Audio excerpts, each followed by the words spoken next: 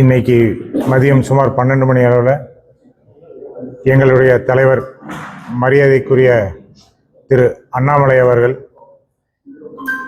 பாரதிய ஜனதா கட்சியிலிருந்து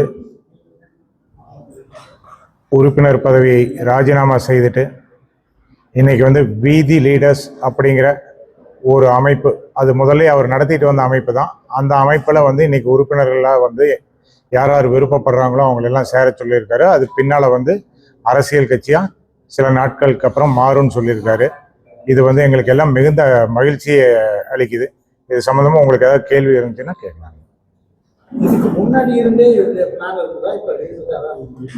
இல்லைங்க, நான் அவர் அவரோட பேட்டியிலேயே தெளிவாக சொல்லியிருக்காரு. டிசம்பர் 2025 24/12/2025 அவர் ராஜினாமா கொடுத்தாரு.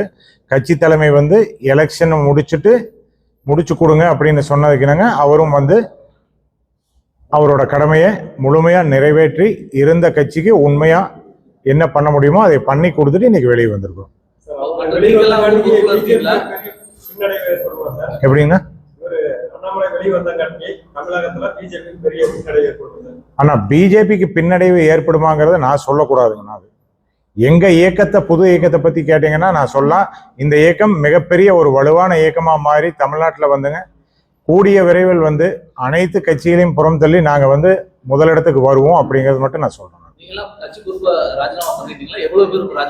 ஆனா நாங்க எல்லாருமே கட்சி பொறுப்பை ராஜினாமா பண்ணிட்டு அடிப்படை உறுப்பினர்ல இருந்து வெளியே வந்துட்டு தான் வீதி லீடர்ஸ்ல நாங்க எல்லாம் ஜாயின் பண்ணிருக்கிறோம். ஆனா எவ்வளவு பேர் ரிசைன் பண்ணிருக்காங்கிற டேட்டா இன்னும் தெரியல. அது நமக்கு கொஞ்சம் லேட்டா தான் தெரிய வரும். இப்போ புது உறுப்பினர்கள் 12 மணில இருந்து இன்னைக்கு சுமார் 2 மணி ஆச்சு. 2 மணி நேரத்துல உறுப்பினர் இன்னைக்கு வீதி leaders.org ஒரு 3 லட்சத்தை கடந்திருக்கும்னு நான் நினைக்கிறேன். 3 லட்சம் கரெக்டா 3,517,000 பேர் இப்ப நான் பார்க்கும்போது இருக்கு.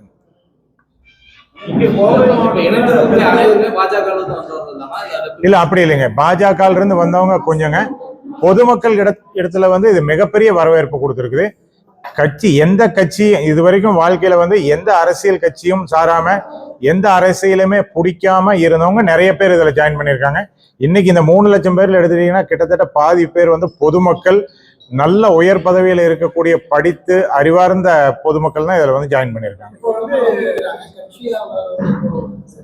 கட்சியா வர்றது கூடிய விரைவில் வந்துருவோம்னு சொல்லி தலைவர் சொல்லியிருக்காருங்க. என்ன டைம் டியூரேஷன் எடுக்கிறாருங்கிறது தலைவர் சீக்கிரம் அனௌன்ஸ் பண்ணுவார்.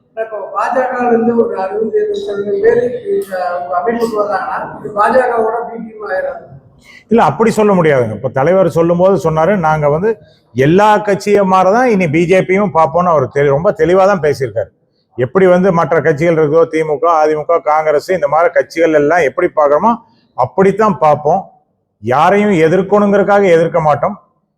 கருத்துக்கள் தவறா இருந்துச்சுன்னா எந்த இடத்துலயும் எங்களோட குரலை உயர்த்தி பேசுவோம்னு தான் சொல்லியிருக்காரு. இல்ல அப்படி எல்லாம் கிடையாது. அதுக்கு தான் நான் சொல்றேன். நீங்க நினைக்கிறது இப்ப மெம்பர் ஆகிறது பிஜேபியில இருந்து நீங்க எல்லாருமே நினைக்கிறீங்க. அது கிடையாது. பிஜேபியில இருந்தும் வர்றாங்க, அனைத்து கட்சியில இருந்தும் வர்றாங்க. நான் அதுக்கு தான் ரொம்ப விவரமா சொல்றேன். இதுவரைக்கும் அரசியல் வாடையே இல்லாத பொதுமக்கள், ஐயோ எனக்கு அரசியல்னாலே பிடிக்காது அப்படின்னு சொல்லிட்டு இருந்த பொதுமக்கள் தான் நிறைய ஜாயின் பண்றாங்க. அதுக்கு காரணம் எல்லாருமே ஒரு நேர்மையான அரசியலை வேணும் அப்படின்னு சொல்லி வெகு காலமா எல்லாருமே பார்த்துட்டு இருந்தாங்க. அந்த நேர்மையான அரசியலுக்கு உண்டான ஆள் இன்னைக்கு தான் வெளியே வந்திருக்காரு. அப்படிங்கறதுனால அவர் பக்கமா எல்லாரும் வர்றாங்க. ஆனா அது கூடிய விரைவில் வந்துடும். இப்போ கோயம்புத்தூர் நெக்ஸ்ட் பிரஸ் மீட் அவர் இறங்கணும்னு சொல்லிடுவாருங்கண்ணா. அதுதான் முதல்ல தொடங்குறாரு. அதுல ட்ரைனிங் கொடுத்து தான் எல்லாருமே அரசியலுக்கு, நான் உட்பட எல்லாருமே அதுல போய் என்னென்ன பண்ணணுங்கிறத தெரிஞ்சுக்கிட்டு தான் அடுத்த கட்ட பதவிகளாகட்டும், அரசியல்ல நம்ம பொறுப்புகள் எடுத்துட்டு எலெக்ஷன் நிக்கிறதாட்டி எல்லாருமே அந்த ட்ரைனிங் முடிச்சுட்டு தான் நாங்க வருவோம். ரஜினியோட ரோல்ங்கிறத பத்தி இன்னும் இது வரைக்கும் தலைவர் எதுவும் அறிவிக்கலைங்கன்னா என்ன இருக்குங்கிறது எங்களுக்கு தெரியாது.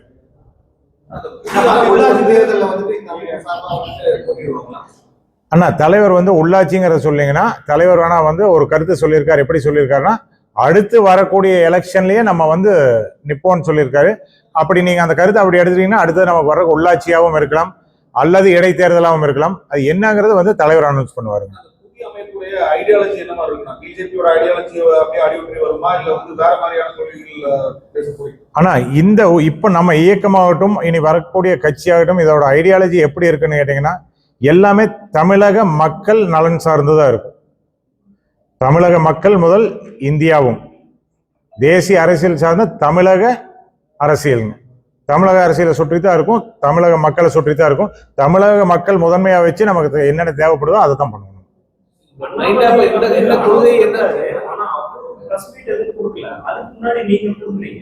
அப்போ இந்த அமைப்புல உங்களுக்கு முக்கியமான பொறுப்பு இருக்கா இல்ல நீங்க ஏதாவது அவரோட கொள்கை விளக்கம் அந்த மாதிரியான முக்கியமான பொறுப்புல வர்றீங்களா?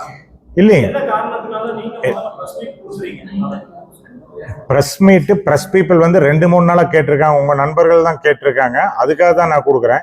இது வந்து வீதி லீடர்ஸ்ல இருந்து நான் வந்து ஒரு ஆத்தரைஸ்டு பர்சனா கொடுக்குறேன்னா கிடையாதுங்க. இங்க இருக்கிற நண்பர்களுக்கு எல்லாத்துக்குமே தெரியும் நான் யாரு, நான் என்ன பதவியில இருந்தேங்கிறது தெரியும். அதை வச்சு தான் கேட்கறாங்க. தலைவர் பிரஸ் மீட்டுக்கு முன்னால நான் ஏன் கொடுக்குறேன்னு கேட்டீங்கன்னா நான் வந்து அமைப்போட ஒரு அதாவது ஆத்தரைஸ்டு பர்சனா நான் இங்க பிரஸ் மீட் கொடுக்க வரல. நம்ம பிரஸ் நண்பர்கள் கேட்டாங்கிறதுக்காக கொடுக்குறோம். நம்ம எப்படி பண்ண போறோங்க? இல்ல அப்படியெல்லாம் கிடையாது. கொள்கை அடிப்படையில வரலங்கிறத நீங்க சொல்லவே முடியாது. எங்களோட கொள்கை என்னவோ, அண்ணாமலை என்ன கொள்கை வச்சிருக்காரோ அதுதான் எங்களோட கொள்கை. அண்ணாமலை அவர்கள் பின்னால நாங்க வரலைங்க. அண்ணாமலை அவர்கள் சார்ந்த அரசியல், அண்ணாமலை அண்ணனோட கொள்கைகள் பிடிச்சுதான் எல்லாருமே நம்ம பின்னால வந்திருக்கோம். அப்படி போகும்போது அவரோட கொள்கை என்னவோ அது எங்களுக்கு. இல்ல இனி ஆனா அப்படி இல்ல, ஒரு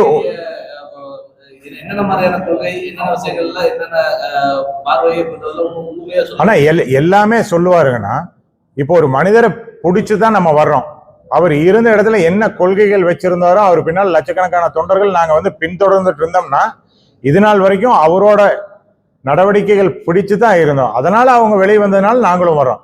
கண்டிப்பா அவரோட கொள்கைகள் அப்படிங்கிறது தமிழக மக்கள் நலன் சார்ந்துதான் இருக்கும், அதுல மாற்று கருத்தே கிடையாது. இல்ல எல்லா மாவட்டத்திலையும் தமிழ்நாடு பூரா இருந்து கொடுத்துட்டு இருக்காங்க. நான் இன்னைக்கு காலையில எங்களோட தேசிய தலைமையிலிருந்து வந்து தலைவரோட கடிதத்தை அக்செப்ட் பண்ணிட்டாங்கன்னு அவங்க பிரஸ் ரிலீஸ் கொடுத்தாங்க. அவங்க பிரஸ் ரிலீஸ் கொடுத்து அடுத்தது நான் கொடுத்தோம். பாஜக உடைஞ்சிருச்சு அப்படின்னு பார்க்கலாம். ஏன்னா நிறைய நிர்வாகிகள் வெளியே வரும்போது பாஜக உடைஞ்சிருச்சுன்னு தானே பொருள். இல்ல அப்படியெல்லாம் கிடையாதுண்ணா. பாஜகங்கிறது ஒரு பேர் இயக்கம் இந்தியா பூரா இருக்குது. அதை வந்து நம்ம உடைஞ்சிருச்சுன்னு சொல்றது வந்து தப்பான வார்த்தைங்க. தமிழகத்தை பொறுத்தவரை பிஜேபியில இருந்து தான் அதிக அளவிலான உறுப்பினர்கள் வந்து வீதி லீடர்ஸ்ல ஜாயின் பண்ணிட்டு இருக்கீங்க. இல்ல மீண்டும் மீண்டும் நான் அதை சொல்றேங்க.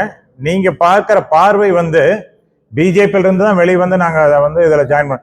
பிஜேபியில இருந்து நான் வந்ததுனால நீங்க இப்போ பார்த்துட்டு இருக்கிறீங்க. நீங்க அதோட லிஸ்ட் ஆஃப் இதை எடுத்து பார்த்தீங்கன்னா பிஜேபியில இப்போ இன்னைக்கு வரைக்கும் வந்து வேதி லீடர்ஸ்ல இப்போ ஜாயின் பண்ணவங்கள கிட்டத்தட்ட என்னுடைய கணிப்புல 3 லட்சம் பேர்த்துல ஒரு சரிபாதியானவங்க வந்து எந்த அரசியல் அமைப்பும் சாராம இருக்கக்கூடிய படித்த பொதுமக்கள் தான் வந்து ஜாயின் பண்ணிருக்காங்க. இல்ல அது தெரியாதுங்கண்ணா. அது ஒவ்வொரு நிர்வாகிக்கும் அவங்களோட இதை பொறுத்தது. அது தெரியாது யாரு ஜாயின் பண்ணுவாங்கிறது நமக்கு தெரியாது.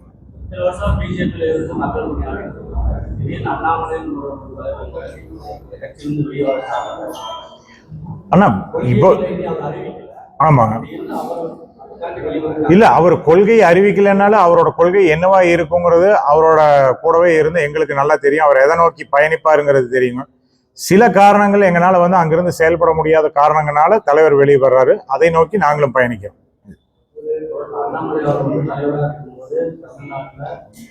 வாக்கு சதவீதம் உயர்வு அளவுக்கு வாக்கு சதவீதம் குறைஞ்சிருச்சு, பிஜேபிக்கு மதிப்பு இல்லை, தமிழ்நாடு மக்கள் இல்லை அப்படின்னு சொல்லி புதுக்கட்சி ஆரம்பிச்சிருக்கிறாரா, இயக்க ஆரம்பிச்சிருக்கிறாரா? ஆனா இல்ல, எங்களுக்கான அவரோட ஸ்பீடு, அவருக்கான ஒரு இடம் அது இல்லைங்கிறது இப்ப வந்து தெளிவா நம்ம முடிவு பண்ணியிருக்காரு.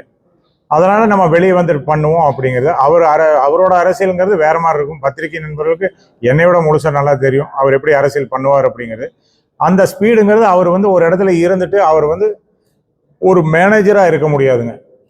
அவர் வந்து தானா சுயமா முடிவெடுக்கக்கூடிய இடத்துல இருந்தா மட்டும்தான் அரசியல் பண்ண முடியும். அவர் அந்த மாதிரி ஒரு நபர். எந்த ஒரு இதா இருந்தாலும் வந்து ஒரு ஸ்பீடா ஒரு ஆக்ரோஷமா அரசியல் பண்ணணும், ஒரு நேர்மையான ஒரு அரசியல் பண்ணணும்னு நினைக்கக்கூடிய நபர். அதனால நாங்க தனியா வந்து தனியா பயணிக்கிறோம். எதிர்கால உறவு என்ன மாதிரி? ஆனா அதுக்கு தான் அவர் தெளிவா சொல்லிட்டாரு. நம்ம பிஜேபிங்கிறதையும் இப்ப வந்து நாங்க வெளியே வந்ததுனால எல்லா அரசியல் கட்சி மாதிரி தான் அதையும் பார்க்க போறோம். அதுக்காக நாங்க போய் பிஜேபியோட சண்டை போட போறோம்னா நிச்சயமா அதுவும் கிடையாது. எங்க தவறு நடந்தாலும் அவர் தட்டி கேட்பார். அவருடைய குணாதிசயமே அதுதான். அவங்க யாரையா இருந்தாலும் சரி, தலைவரா இருந்தாலும் சரி, கூட இருக்கக்கூடிய நண்பர்களா இருந்தாலும் சரி, யாரா இருந்தாலும் தப்பு நடந்தா தட்டி கேட்கக்கூடிய, உடனடியா கேட்கக்கூடிய குணாதிசயம் இருக்கக்கூடிய ஒரு மனிதர். என்ன அண்ணா, இப்பதான் நாங்க வெளியே வந்திருக்கிறோம். இப்ப வந்து பிஜேபியோட கூட்டணியான்னு கேட்டீங்கன்னா இந்த கேள்வி நியாயமா இருக்கு உங்களுக்கு? பாஜக பேர்ல மக்கள்கிட்ட போறது வந்து ஈடுபடல அப்படின்றா வேற ஒரு பேர்ல மக்கள்கிட்ட போறீங்க. ஆனா அப்படியெல்லாம் கிடையாது. பிஜேபியோட சித்தாந்தம் வேற, எங்களோட சித்தாந்தம் கண்டிப்பா வேறையா தான் இருக்கும். கண்டிப்பா வந்து தலைவர் வந்து அடுத்த பிரஸ் மீட்ல எங்களோட சித்தாந்தங்க என்ன, நாங்க எதை நோக்கி பயணிக்கிறோங்கிறத வந்து ரொம்ப தெளிவா சொல்லுவாரு. அதனால பிஜேபியோட பி டீமா ஏ டீமான்னு எல்லாம் கேட்டீங்கன்னா அதுக்கெல்லாம் வந்து பதிலே கிடையாது. சென்னையில பேட்டி கொடுத்திருக்காரு. பிஜேபியில இருந்து வந்து அண்ணாமலை வெளியே போனதுங்காட்டி வந்து பாதிப்பு எதுவும் இல்லை, அது வந்து எந்த பாதிப்பு, அதாவது லாஸ்ல அப்படின்னு பேட்டி கொடுத்திருக்காரு. அதை எப்படி பாக்குறீங்க? ஆனா ஒரு மாநில தலைவரா வந்து அவர் சொல்லக்கூடிய கருத்து கரெக்டு தான். அவர் ஒரு இயக்கத்துல தலைவரா இருக்காரு. அந்த இயக்கத்துல இருந்து ஒவ்வொருத்தர் வெளியே போகும்போது இந்த கட்சி வந்து பலம் இழந்துருச்சுன்னு சொன்னாருன்னா எப்படி இருக்கும் ஒரு மாநில தலைவர்? அதனால அவரோட வார்த்தையில அவர் சொல்றது கரெக்டு தான். நம்ம அதை எப்படிங்க நான் தப்புன்னு சொல்ல முடியும்? அப்படி சரின்னு சொல்லி பார்த்தோம்னா அண்ணாமலைக்கு வந்து ஒரு ஆதரவு இல்லை அப்படின்ற பொருள் தானே வருது. ஆனா அவரோட பார்வையில தான் நான் அது சரின்னு சொல்றேனோடைய, எங்க பார்வையில் நான் சொல்றேன். இப்ப எங்க பார்வையில இப்ப உதாரணத்துக்கு எடுத்தீங்கன்னா, நான் ஒருத்தன் இப்ப இங்க இருக்கிறவங்க இந்த பக்கம் போகாம அந்த பக்கம் அண்ணாமலை வெளியே அண்ணா அப்படி இல்ல பாஜகவுக்கு பாதிப்பு ஏற்படுது. அண்ணா பாஜகவுக்கு பாதிப்பு ஏற்படுதா அப்படின்னா அண்ணாமலைக்கு ஆதரவு இல்லாம இருக்கும். அது வந்து எது நாங்க இருக்குது அண்ணா அண்ணாமலை அண்ணனுக்கு ஆதரவு இருக்குதான்னு கேட்டீங்கன்னா, இத்தனை பேர் வந்து ரிசைன் பண்ணதுலயே உங்களுக்கு தெரிஞ்சிருக்கும் ஆதரவு இருக்குதா இல்லையாங்கிறது. ஒரு மாநில தலைவரா அண்ணா திரு நயினார் நாகேந்திரன் அவரோட கருத்தை சொல்றாரு, வலு இழக்கலைங்கிறாரு. அவங்க அதுக்கு ஏதாவது ஸ்ட்ராட்டஜி வச்சிருப்பாங்க. நம்ம யாரோட கருத்துங்க? இல்ல அவரு சொல்ற கருத்து அவரோட சொந்த கருத்துங்கன்னா நம்ம எப்படிங்கன்னா அதை தவறுன்னு சொல்றதுக்கு நம்மளுக்கு என்ன இருக்குது? நான் அதை தான் சொல்றேன். நாங்க பலமா வருவோம்னு தான் நான் சொல்றேன். அதுக்காக பாரதிய ஜனதா கட்சி வந்து வலுவிழந்துருச்சுன்னு எல்லாம் நான் சொல்ல மாட்டேன். அவங்களோட ஸ்ட்ராட்டஜி அவங்க கண்டிப்பா மெயின்டைன் பண்ணுவாங்க. அதுக்கு உண்டான மாநில தலைவரும் தேசிய தலைவரும் அவங்க நடவடிக்கை எடுத்துட்டு இருப்பாங்க. நாங்க எங்க சைடு ஆனா நீங்க நல்லா தெரிஞ்சுக்கோங்கன்னா, பாஜக இருந்து மட்டும்தான் நாங்க உறுப்பினர்கள் எடுக்கிறோமான்னு கேட்டீங்கன்னா நிச்சயமா கிடையாது. எங்களுடைய உறுப்பினர் அப்படிங்கிறது இன்னைக்கு சேர்ந்திருக்கிறதுலே வந்து பல கட்சிகள்ல இருந்து பல நிர்வாகிகள் வந்து சேர்ந்திருக்காங்க. நான் அது பேர் சொல்ல விரும்பல. இப்ப அது சொன்னோம்னா அது நல்லாவும் இருக்காது. அந்த நிர்வாகிகளுக்கு எத்தனையோ நிர்வாகிகள் மாற்று கட்சியில இருந்து இருக்கக்கூடிய அத்தனை கட்சிகள்ல இருந்தும் வந்திருக்காங்க. இன்க்ளூடிங் இன்னைக்கு இருக்கிற ஆளுங்கட்சியில இருந்து கூட வர்றாங்க. அண்ணா இன்னைக்குதான் அறிவிச்சிருக்காருங்கண்ணா. இன்னும் அவர் டெல்லியில இருந்து வரல. இன்னைக்கு நைட்டு வருவாருன்னு எதிர்பார்க்கிறோம். வந்துட்டு இதுக்கு உண்டான வேலைகள் நடக்குங்கன்னா எப்படியும் ஒரு 2-3 மாத காலம் ஆகலாம்னு நினைக்கிறேன். எனக்கு கரெக்டா தெரியல. இன்னும் நானும் தலைவரை பார்க்கல. தலைவர் வந்து உட்கார்ந்து பெரியவங்க எல்லாம் கூடி பேசி ஒரு முடிவு எடுப்பாங்கண்ணா. ஆனா அது எல்லாமே இன்னும் முடிவு பண்ணீங்கன்னா, இன்னைக்கு தலைவர் வந்தாருன்னா அதை தெரியுங்கண்ணா. இது வரைக்கும் வந்து நாங்க அதை பத்தி பேசலாம் அவர்கிட்ட.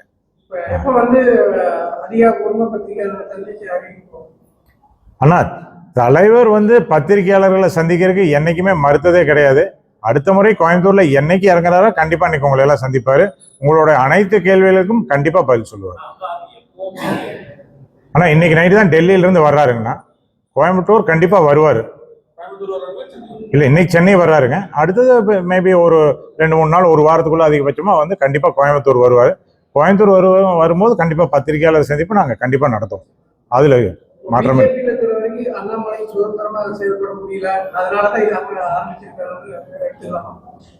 சுதந்திரமா செயல்பட முடியல அதனாலதான் ஆரம்பிச்சிருக்காங்களான்னு கேட்டீங்கன்னா அதுவும் ஒரு காரணமா இருக்கலாங்கண்ணா. நான் அதுக்கு தான் அப்பளவே சொன்னேன். மேனேஜரா இருக்க விரும்பல. அவர் வந்து முடிவெடுக்கக்கூடிய தனியா சுயமா முடிவெடுக்கக்கூடிய இடத்துல அவர் இருக்கணும். அப்படி இருந்தா மட்டும்தான் அவருடைய அரசியல் நம்ம பண்ண முடியும். அவர் அதை நோக்கி தான் போவார். தமிழக அரசியல் களத்தை வந்து விஜய் வெர்சஸ் அண்ணாமலை மாற்றுக்கான முயற்சி இல்லைங்கன்னா வருங்காலம் வந்து கண்டிப்பா வந்து மரியாதைக்குரிய விஜய் அவர்களும் திரு அண்ணாமலை அவர்களும் தான் வந்து இந்த ஃபீல்டில் இருப்பாங்க. அதுல வந்து திரு அண்ணாமலை அவர்கள் கண்டிப்பா வந்து எங்க தலைவர் வந்து முன்னோக்கி செல்வார். என்ன காரணம்னு கேட்டீங்கன்னா, இன்னைக்கு வந்து ஒரு அறிவார்ந்த அரசியலை பத்தி பேசணும், ஒரு அறிவார்ந்த அரசியல் நடத்தணும், அல்லது ஒரு அரசாங்கத்தை வந்து நல்லா நிர்வகிக்கணும் அப்படின்னா இன்னைக்கு இவரை விட தமிழ்நாட்டில் வந்து ஒரு அருமையான ஆள் கிடையாது. எந்த துறையை எடுத்துக்கிட்டீங்கனாலும் அவருக்கு தெரியாத துறையே கிடையாது. அதனால வந்து அடுத்த எலெக்ஷன் அப்படின்னு வரும்போதுங்க அது வேற மாதிரிதான் இருக்கும். இன்னைக்கு அவருக்கான இடம் நிறைய தேவை இருக்குது. கண்டிப்பா வருவார் அந்த இடத்துல. நண்பர்கள் உதவியோட தான் கட்சியோட செலவை பார்த்துக்கிட்டு அப்படின்னு சொன்னாரு. இப்போ கட்சியா நடத்தக்கூடிய அளவுக்கு அவருக்கு என்ன வருவாய்? அரசியல் கட்சி நடத்துறதுக்கு பணம் மட்டும் வேணும்னு யாருன்னா சொன்னாங்க? உறுப்பினர் தானே வேணும், உறுப்பினர் தானே வேணும். ஆனா அரசியல நீங்க இன்னும் பணமாவே பார்த்துட்டு இருக்கீங்கன்னா, பணத்திற்கான அரசியல் வந்து இந்த சட்டமன்ற எலெக்ஷனோட முடிஞ்சு போச்சு. எதுக்கு பணம் வேணும் எங்களுக்கு? கட்சி நடத்துறதுக்கு எதுக்கு பணம் வேணும்னா, இங்க ஒரு ஆபீஸ் போட்டா நான் நடத்துறேன் கோயம்புத்தூர்ல.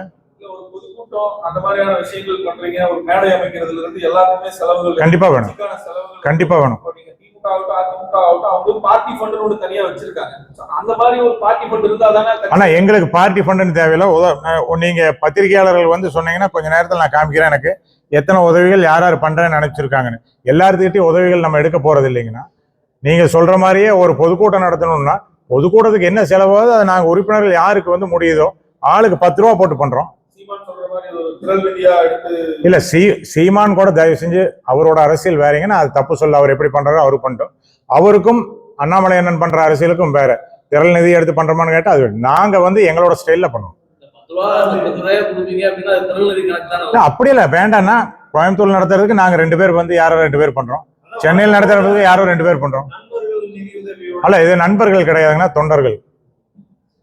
நான் வந்து நண்பர் கிடையாதுங்க, நான் ஒரு பார்ட்டி மெம்பருங்க. இல்ல நான் சொல்றேன், நான் ஓப்பனாவே சொல்றேன். கோயம்புத்தூர்ல ஒரு மாநாடு போடணும் அப்படின்னா ஒரே ஆள் நான் பண்ற மாநாடு. இந்த மாதிரி எவ்வளவு கோயம்புத்தூர்ல இருக்கிற அத்தனை டிஸ்ட்ரிக்ட்லயும் எத்தனை மாநாடு போடணுமோ அத்தனை மாநாட்டையும் ஒவ்வொரு நபர் ஏற்றுக்கொள்ளக்கூடிய அளவுக்கு வந்து நம்ம கிட்ட சப்போர்ட் இருக்கு. பொதுமக்கள் கொடுக்குறாங்க. நான் சொல்றது உங்களுக்கு நான் எங்கனால ஓப்பன்லயே கொடுக்க முடியும், ஓப்பன்லயே கொடுக்க முடியும். எந்த கட்சியும் பண்ணாத நாங்க வேணா பண்றோம். ஒரு பொதுக்கூட்டத்தை நடத்துறோம், யார் யார் வந்து அதுக்கு ஃபண்ட் பண்றாங்கன்னு வேணா நாங்க காமிக்கிறோம். இதுல என்ன இருக்குங்க? ஆனா எங்களோட அரசியல்ல ஒளிவு மறைவு கிடையாதுங்கண்ணா. வெளிநாட்டுல இருக்கிறவங்க எல்லாம் வந்து இணையணும்னு சொன்னாங்க. அதே மாதிரி வெளிநாட்டுல இருந்து ஃபாரின் ஃபண்ட் எல்லாம் அமைப்பு வரக்கான வாய்ப்பு அது தெரியாதுங்கண்ணா. ஃபாரின் ஃபண்ட் வருமானா அதுக்கு நிறைய ரெகுலேஷன்ஸ் இருக்குதுங்கண்ணா. அதனால அதெல்லாம் பார்த்துட்டு பின்னால தலைவர் முடிவு பண்ணுவார். பணம்ங்கிற அரசியல் தாண்டி போயிருச்சுங்கன்னா, இன்னைக்கு எல்லாம் வந்து மாறிடுச்சுங்கன்னா, அந்த அரசியலே வேண்டியதில்லை நமக்கு. அதை தாண்டி வரணுங்கிறதுக்காக தான் இவர் வந்திருக்காரு. திரும்பவும் கொண்டு போய் நம்ம பணம் சேர்த்துறதுக்கு அரசியல் பண்றோங்கண்ணா. நம்ம ஆனா எப்படின்னா நீங்க இன்னுமே அப்டேட் ஆகலையானா, அதிமுக திமுக இன்னும் பெருங்கட்சிகள்னு சொல்லிட்டு இருக்காங்க. எங்கன்னா இருக்காங்க இன்னைக்கு? அதை தாண்டி தாவேக வந்தாச்சு. தாவேகாவை தாண்டி இப்ப நாங்க வந்துட்டு இருக்கிறோம். ஒரு கோடிக்கு மேல ஓட்டு வச்சிருக்காங்க. ஒரு கோடி 40 லட்சம் கண்டிப்பாங்கண்ணா. அவங்களுக்கு 60 வயசு ஆயிடுச்சுங்கன்னா, நாங்க இப்பதான் பிறந்திருக்கிறோங்கண்ணா. ஸோ எங்களோட்டம் எப்படி இருக்குங்கிறது இன்னும் கொஞ்ச நாள்ல தெரிஞ்சிடும். கண்டிப்பா அதில் தாண்டி வருவோம். நம்ம யாருமே வந்து தாவேக்கா வரும் யாராவது நீங்க எல்லாம் கணிச்சிங்களா? யாரும் கணிக்கல. அந்த மாதிரி நாங்களும் மிகப்பெரிய சக்தியா கண்டிப்பா வரும். அதெல்லாம் மாற்றமா கிடையாது. தாவேக்காவை பார்த்து காப்பி அடிக்கிறதுக்கு, தாவேக்காவுக்கு முன்னாலே வந்து தலைவர் அரசியலுக்கு வந்துட்டாருன்னா, தாவேக்காவோட தலைவரோட அரசியல் வேற, எங்களோட அரசியல் வேறங்க. மீடியாக்காரங்க இத்தனை கேள்வி கேட்கறீங்க. இன்னைக்கு வரைக்கும் வந்து தாவேக்கா முதலமைச்சர்கிட்ட ஒரு பிரஸ் மீட் உங்களால வாங்க முடியல. ஆனா எங்க தலைவர் உட்கார்ந்தாருன்னா 1000 கேள்வி கேட்கறீங்க. 1000 கேள்விக்கு ஆணித்தரமா பதில் சொல்றாருல. உட்கார வைக்கிற அண்ணா இருங்கண்ணா. ரைட்டு. கோயம்புத்தூர் மீடியாக்காரங்களுக்கு நான் ஒண்ணு கேட்டுக்கிறேன். எத்தனையோ முறை நீங்களும் வந்து ஏர்போர்ட்ல இருந்திருக்கேன். நான் தலைவராக இருக்கும்போது நீங்க கேட்டிருக்கீங்க பிரஸ் மீட் இருக்குதான்னு கேட்பேன். நான் சொல்லுவேன், அண்ணா இல்லைங்கன்னா இன்னைக்கு பிரஸ் மீட் இல்லைம்ப. ஆனா வெளியிருந்து வர்ற தலைவரை நீங்க நிறுத்தி வச்சு பிரஸ் மீட் வாங்கின காலம் இருக்கா இல்லையா? அண்ணா கண்டிப்பா வேணும் எங்களுக்கு கொடுத்துட்டு போங்கன்னு நீங்க கேட்ட மரியாதைக்கு அவர் நின்று 40 நிமிஷம் பிரஸ் மீட் எல்லாம் கொடுத்துருக்காரு. அந்த மாதிரி உங்களால முதலமைச்சர்கிட்ட வாங்க முடியலங்கிற நான். அப்ப அது என்ன அரசியல் நீங்க தான் முடிவு. அது என்ன அரசியல்ங்கிறது நீங்க தானே முடிவு பண்ணணும். நாங்க எப்படி நான் சொல்றது?